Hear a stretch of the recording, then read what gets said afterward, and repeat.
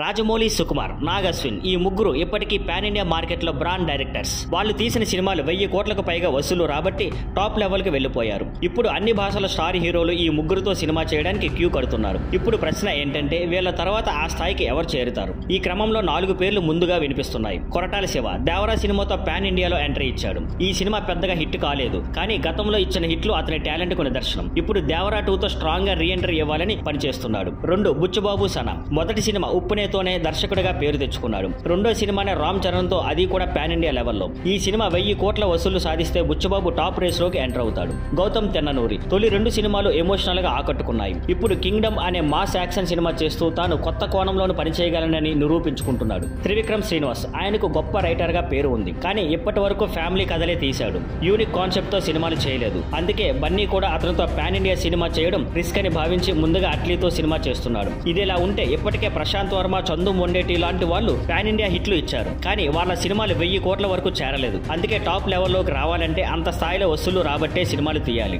మొత్తం మీదుగా రాజమౌళి, సుకుమార్ తర్వాత స్థానం కోసం ఈ యంగ్ డైరెక్టర్లు పోటీ పడుతున్నారు. ఇందులో ఎవరు ముందుండగా ఆ స్థాయికి చేరుతారో చూడాలి. Thank you for watching.